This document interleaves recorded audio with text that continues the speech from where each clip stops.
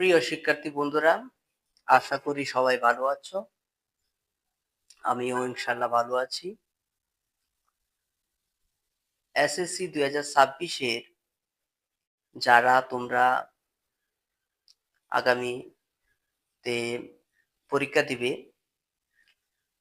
তারা হয়তো ম্যাথ নিয়ে অনেক চিন্তা ভাবনা, কিন্তু আমি বিশ্বাস করি যারা সময় দিতে পারো ম্যাথ নিয়ে, তাদের কোনো চিন্তার কারণ নেই।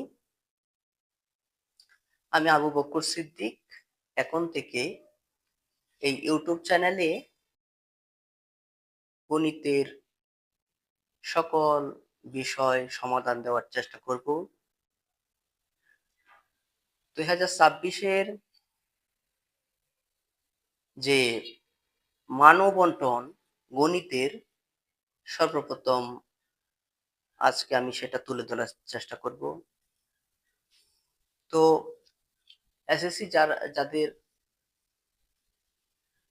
দিবে পরীক্ষা, তোমাদের গণিতে এখানে এসএসসি 2026-এর সংক্ষিপ্ত সিলেবাস ও মানবন্টন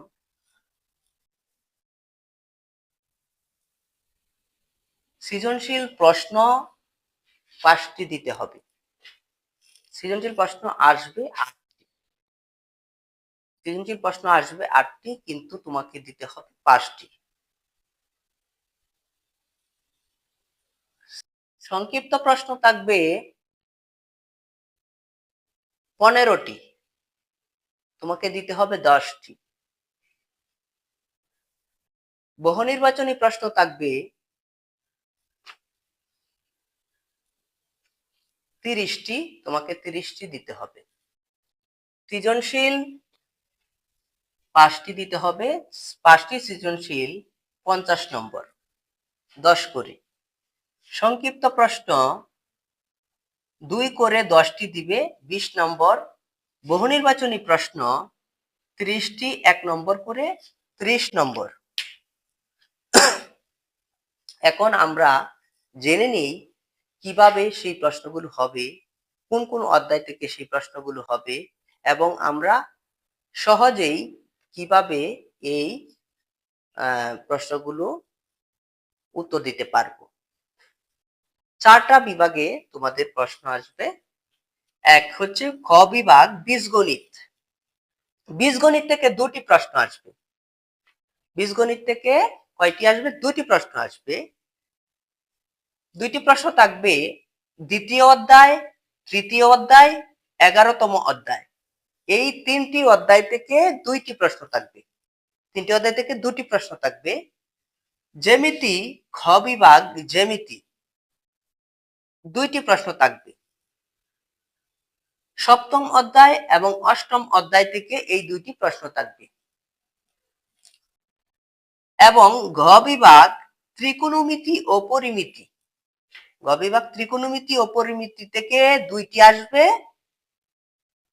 9ম অধ্যায় এবং 16 অধ্যায় থেকে। ঘ বিভাগ পরিসংখ্যান একটি অধ্যায় আছে, 17তম অধ্যায়। পরিসংখ্যান থেকে 2টি প্রশ্ন আসবে। এখন এই 8টি প্রশ্ন থেকে তোমাকে 5টি প্রশ্নের উত্তর দিতে হবে। কিভাবে দিবে? তোমাকে প্রত্যেকটা বিশেষ দ্রষ্টব্য প্রত্যেক বিভাগ থেকে একটি করে 5টি প্রশ্নের উত্তর দাও। তোমাকে প্রত্যেক বিভাগ থেকে, বীজগণিত থেকে, জ্যামিতি থেকে, ত্রিকোণমিতি ও পরিমিতি থেকে, পরিসংখ্যান থেকে, 4টি বিভাগ থেকে তোমাকে একটি করে দিতেই হবে। একটি করে দিলে তাহলে তোমার হাতে আর থাকলো একটি প্রশ্ন তোমার যে অধ্যায় থেকে সহজ মনে হয়, তোমার যে অধ্যায় থেকে সহজ মনে হয়। তোমার যদি বীজগণিত থেকে সহজ মনে হয়, বীজগণিত থেকে একটি দিবে। জ্যামিতি থেকে যদি মনে হয় সহজ, জ্যামিতি থেকে দিবে। ত্রিকোণমিতি ও পরিমিতি থেকে যদি তোমার মনে হয় সহজ, তাহলে এই বিভাগ থেকে দিতে পারো। পরিসংখ্যান থেকে যদি তুমি মনে করো, তাহলে পরিসংখ্যান থেকে দিতে পারো। এই হলো 5টা দেওয়ার পর তোমাকে সংক্ষিপ্ত প্রশ্ন 15টি থাকবে। সেই সংক্ষিপ্ত প্রশ্ন 15টি থেকে তোমাকে আনসার করতে হবে 10টি। তো এই 10টি কি কি আসবে? বীজগণিত থেকে 3টি অধ্যায়, এই 3টি অধ্যায় থেকে 3টি দিতে পারে, 4টি দিতে পারে। জ্যামিতি থেকে 2টি অধ্যায়, এখান থেকে 2টি দিতে পারে, 3টি দিতে পারে। ত্রিকোণমিতি ও পরিমিতি থেকে 2টা অধ্যায়, 2টি দিতে পারে, 3টি দিতে পারে। পরিসংখ্যান থেকে একটা অধ্যায় কিন্তু 2টি দিতে পারে, 3টি দিতে পারে। আবার অনেক সময় দেখা যায় 4টিও দিয়ে দেয়। এভাবে 15টি থাকবে, তোমাকে 10টির উত্তর করতে হবে। তো আশা করি তোমরা বুঝতে পেরেছো কিভাবে আসবে প্রশ্ন। এখানে দ্বিতীয় অধ্যায় হলো সেট ও ফাংশন, তৃতীয় অধ্যায় হলো বীজগণিতিক রাশি, 11তম অধ্যায় হলো বীজগণিতিক সমানুপাত। জ্যামিতির অধ্যায় হলো 7, ব্যবহারিক জ্যামিতি, এবং 8 হচ্ছে বৃত্ত। ব্যবহারিক জ্যামিতি এখানে সকল সম্পাদ্য, এবং 8 অষ্টম অধ্যায় বৃত্ত, সেখানে আছে সম্পাদ্য উপপাদ্য মিলিয়ে। ত্রিকোণমিতি 9ম অধ্যায়, পরিমিতি 16তম অধ্যায়, এখানে দুটা ভাগ ভাগ। কিন্তু পরিসংখ্যান একটি আছে 17তম অধ্যায়, এটা একেবারে সিম্পল, জাস্ট একেবারে সিম্পল একটা অধ্যায়। এখানে খুব সহজ, তুমি যদি চাও এই অধ্যায় থেকেই 2টি অঙ্ক দিতে পারো। তাহলে তোমরা যেভাবে বললাম সেভাবে তোমাদের পড়ালেখা চালিয়ে যেতে হবে। এবং আমি শেষে বলবো, আমার এই ইউটিউব চ্যানেলে তোমরা শেয়ার করবে,